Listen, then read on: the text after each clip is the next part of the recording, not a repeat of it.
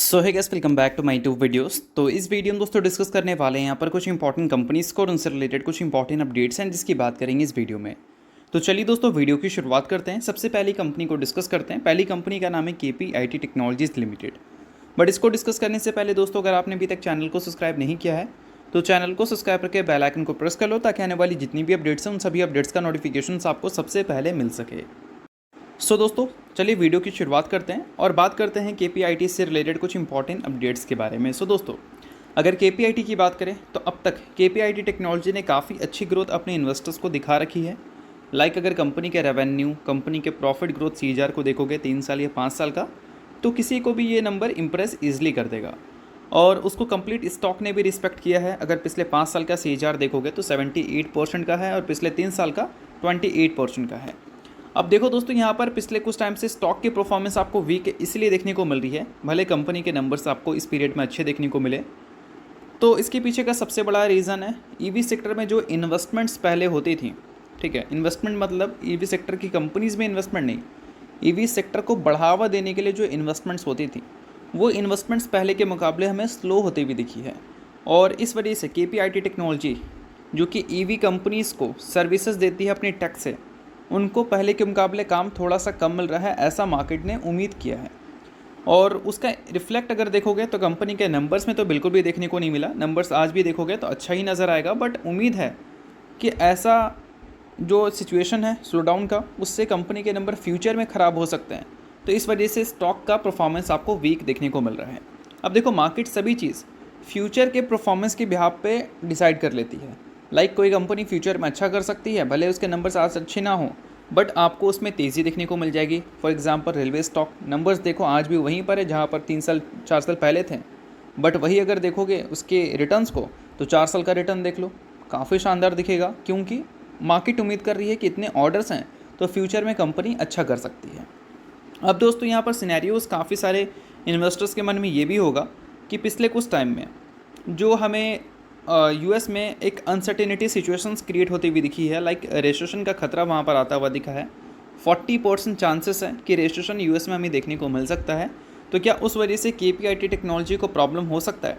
तो बिल्कुल हो सकता है, बट वो प्रॉब्लम मुझे नहीं लगता कि बाकी की जो टेक कंपनी हैं उनके जैसा देखने को मिलेगा। देखो, US में अगर रेजिस्ट्रेशन आएगा तो ओवरऑल प्रॉब्लम तो होंगी, ये तो पूरी तरह से तय है। बट अगर हम KPIT के प्रेजेंस की बात करें, US में कितना है, बाकी सारी कंट्री में कितना है, तो इनका मैक्सिमम रेवेन्यू जो है वो हमें यूरोप से आता हुआ देखने को मिलता है, यूरोप एंड UK से। और अगर हम बात करें US से कंपनी कितना रेवेन्यू जनरेट करती है, तो वो अराउंड करीब 20 से 25% या फिर 30% आपको देखने को मिलेंगे। तो US में कंपनी का डिपेंडेंसी कम है, तो इस वजह से US में अगर रजिस्ट्रेशन जैसे सिनेरियोज आ भी जाती हैं तो भी वो KPIT टेक्नोलॉजी को एक कंसर्न क्रिएट करके नहीं देगी कि चलो US में रजिस्ट्रेशन की वजह से कंपनी के नंबर्स ख़राब हो जाएंगे। नंबर्स तो ख़राब होंगे, बट बोल सकते हैं कि बाकी की जो टेक कंपनी है उसके कंपैरिजन में कम इफेक्ट कर सकते हैं। तो चलिए अब डिस्कस करते हैं अगली कंपनी को, जिसका नाम है टाटा मोटर्स लिमिटेड। दोस्तों, अब वीडियो में आगे बढ़ने से पहले बात कर लेते हैं काफ़ी इंपॉर्टेंट अपडेट के बारे में। पिछले कुछ टाइम से मार्केट में आपको एक क्रैश देखने को मिला है। अब इस क्रैश में काफ़ी सारे लोग अपॉर्चुनिटी भी देख रहे हैं, बट अपॉर्चुनिटी बेसिकली उनके लिए होता है जिनको आइडिया होता है कि इन्वेस्टमेंट अगर करनी है तो कहाँ क्या देखकर करनी है। और इसका जब आइडिया आपको लगता है तो बाकी सब इन्वेस्टर्स के कंपैरिजन में आपकी जो पोर्टफोलियो है वो ज़्यादा ग्रो करते हैं। और इन सारी चीज़ों को मैं आपको सिखाने वाला हूँ एक वेबिनार में। और पर्सनली मैं जो चीज़ यूज़ करता हूँ वही मैं आपको सिखाऊंगा। और पास्ट का जो रिकॉर्ड है मेरा, वो पर्सनली इन सारी चीज़ों के बेसिस पे काफ़ी ज़्यादा सही रहा है। टेक्निकली और फंडामेंटली काफ़ी सारी चीज़ों को देखना होता है। अगर हम टेक्निकल टर्म में बात करें तो कुछ सेटअप्स मैंने यूज़ किया है पास्ट में, और वो सेटअप्स के बाद काफ़ी अच्छे रिटर्न्स मुझे मिले हैं। एक कंपनी में मैंने इन्वेस्ट किया था, तब जब वो कंपनी एक सेटअप क्रिएट कर रही थी 540 के लेवल के आसपास, फिर रैली आपको 770 रुपये तक देखने को मिली थी। और भी कुछ कंपनी है जिसमें सेटअप आपको 7000 के आसपास देखने को मिला था, और रैली स्टॉक में आपको फिर 20,000 तक के लेवल्स तक देखने को मिली थी। उसके अलावा और भी कुछ कंपनी थी जिसमें 4900 के आसपास सेटअप देखने को मिला था, फिर रैली आपको 7500 तक देखने को मिला। और भी कुछ स्टॉक हैं जो कि इसके प्राइम एग्जाम्पल हैं। अब देखो दोस्तों, अभी जो मार्केट में गिरावट दिख रही है, इस गिरावट में काफ़ी सारी कंपनी में आपको ये सारे सेटअप्स देखने को मिलेंगे। मतलब बहुत सारी कंपनी है, बट हर दूसरे कंपनी में ये सारे सेटअप्स हैं, बट इसको आइडेंटिफाई करना आना चाहिए।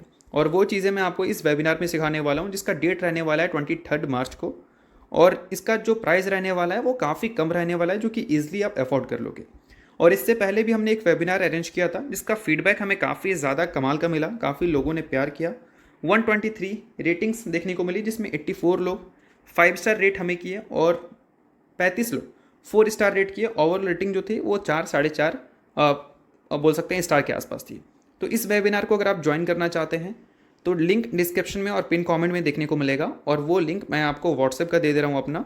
वहाँ पर आकर आप इस वेबिनार से रिलेटेड क्वेरीज कर सकते हैं। कंप्लीट डिटेल्स मैं आपको दे दूंगा वहाँ पर, और जो भी वेबिनार से रिलेटेड क्वेरीज है या फिर आपको वेबिनार के बाद किसी भी तरह का क्वेरीज रहेगी तो उसको हम लाइफ टाइम तक आपका शॉर्ट आउट करते रहेंगे।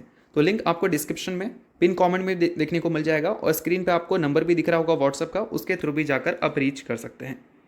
सो दोस्तों, last trading day Tata Motors से रिलेटेड कुछ हमें अपडेट्स एंड न्यूज़ सुनने को मिला था। न्यूज़ एंड अपडेट्स दोस्तों ये था कि टाटा मोटर्स का शेयर हमें गिरता हुआ दिखा था। अब इसके पीछे के रीजंस ये थे कि फ़िलहाल कुछ रिपोर्ट्स यहाँ पर चल रही हैं। रिपोर्ट्स दोस्तों ये हैं कि टाटा मोटर की जो सब्सिडरी है JLR यानी कि जैगवार लैंड रोवर, वो इंडिया में जो फैक्ट्री प्लान कर रहे थे उसको वो हटा रहे हैं। मतलब बोल सकते हैं कि इंडिया में जो फैक्ट्री को सेटअप करने वाले थे वो उसको थोड़ा सा वो मूव ऑन कर रहे हैं, या फिर बोल सकते हैं उसको हटाने का फ़ैसला किया है। तो इन सारी चीज़ों की बेसिस पे क्या है कि टाटा मोटर्स की जो स्टॉक है वो थोड़ा सा नेगेटिव वे की तरह इसको देखी है। अब इन सारी चीज़ों के बीच में दोस्तों और भी कुछ चीज़ें हैं जो कि टाटा मोटर्स के लिए अच्छी रह सकती हैं, और वो है टाटा कैपिटल के IPO।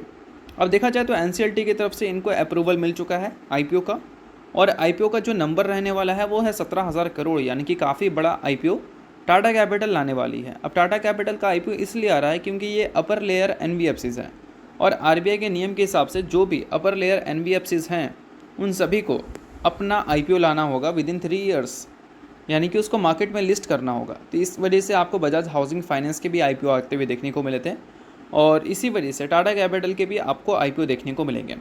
अब इस IPO की वजह से टाटा मोटर्स को इनडायरेक्टली फ़ायदा हो सकता है, क्योंकि टाटा कैपिटल के जो प्रमोटर हैं वो है टाटा सन्स, और टाटा सन्स के 3% स्टेक्स हमें टाटा मोटर्स के पास देखने को मिलते हैं। तो अगर टाटा कैपिटल का IPO आएगा टाटा ग्रुप का, तो ऑब्वियस सी बात है कि इंटरेस्ट तो लोगों का होगा, और जब ज़्यादा इंटरेस्ट होता है तो ऑब्वियस सी बात है कि सब्सक्रिप्शंस की वजह से वैल्यूएशंस बढ़ती हैं, और जो उस कंपनी के प्रमोटर्स हैं उनके फाइनेंशियल्स भी बढ़ जाते हैं। तो ऐसे सिनेरियोज़ में टाटा मोटर्स के लिए अच्छी बात रहेगी। और दोस्तों, टाटा मोटर्स से रिलेटेड कुछ और भी खबर हमें देखने को मिल रहा है। अब दूसरी खबर या फिर बोल सकते हैं तीसरी खबर ये है कि टाटा मोटर्स ने अनाउंस किया है कि वेडनेसडे 19 मार्च को ये एक बोर्ड मीटिंग कंडक्ट करने वाले हैं। अब बोर्ड मीटिंग में प्रपोजल रखा जाना है फंड रेस का, और वो फंड रेस का अमाउंट जो है वो करीब 2000 करोड़ तक हमें देखने को मिलेगा। यानी कि हो सकता है कि 2000 करोड़ का ही फंड रेस प्रपोजल रखा जाए, या फिर 1000 करोड़ का रखा जाए, 1500 करोड़ का रखा जाए। मतलब बताया गया कि अप टू 2000 करोड़, यानी कि 2000 करोड़ से ऊपर के नंबर देखने को नहीं मिलेंगे। तो 2000 करोड़ का अगर ये कंपनी फंड रेस करती है तो देखते हैं कि इसके बेसिस पे स्टॉक में कैसी परफॉर्मेंस हमें देखने को मिलेगी। तो इसके जो आउटकम्स हैं वो हमें 19 मार्च को देखने को मिलेंगे। सो अगर आप टाटा मोटर्स के इन्वेस्टर हैं तो इस डेट को चाहो तो नोट डाउन आप कर सकते हैं। तो चलिए दोस्तों, डिस्कस करते हैं अब अगली कंपनी को। अगली कंपनी का नाम है इन्फोसिस लिमिटेड। अब इन्फोसिस की बात करें तो लास्ट ट्रेडिंग डे इन्फोसिस को मॉर्गन स्टैनली ने डाउनग्रेड किया था। अब डाउनग्रेड करने का सबसे बड़ा रीज़न ये था दोस्तों, पहला, रुपीज़ लगातार हमें वीक परफॉर्म करती हुई दिख रही है, और उसके अलावा दोस्तों US इकनॉमी में एक स्लोडाउन की कंसर्न है और रिसेशन का खतरा है, जो कि मैंने आप सभी को बताया। JP मॉर्गन यहाँ पर उम्मीद कर रहे हैं कि US में जो रिसेशन का खतरा है वो करीब 40% है, यानी कि खतरा तो मंडरा रहा है। जो न्यू टैरिफ सिनेरियोज़ ट्रंप ने क्रिएट किया है उस वजह से इन्फ्लेशन बढ़ेंगे, जिस वजह से स्टैगफ्लेशन की भी इम्पैक्ट हमें देखने को मिल सकती है। स्टैगफ्लेशन का मतलब होता है कि इन्फ्लेशन ऊपर और इकोनॉमिक ग्रोथ नीचे और अनएम्प्लॉयमेंट रेट ज़्यादा, और ऐसे टाइम पे क्या है कि नंबर्स बहुत ही ज़्यादा डिसअपॉइंट कर सकते हैं। तो इन सारी सिनेरियोज़ की वजह से क्या है कि मॉर्गन स्टैनली जैसे बड़े ब्रोकरेज हाउस ने IT कंपनीज़ को डाउनग्रेड किया है। वेल, ये कोई सेल रिकमेंडेशन नहीं है, बट मार्केट में क्या चीज़ें हो रही हैं वो मैं आपको बता रहा हूँ। उसके बेहाफ पे आपको आइडिया लग सकता है कि आगे क्या चीज़ें हो सकती हैं। अब देखो दोस्तों, पिछले कुछ टाइम में इन्फोसिस के जो वैल्यूएशंस थे वो हमें ऑन ट्रैक होते हुए दिखे थे, यानी कि रिकवर होते हुए देखने को मिले थे। यहाँ पर क्या हुआ था कि रशिया यूक्रेन क्राइसिस की वजह से इन्फ्लेशन काफ़ी बढ़ गई थी। फेड ने रेट हाइक्स किया था। अब रेट हाइक्स किया था, US के बैंक्स कोलैप्स कर रही थी।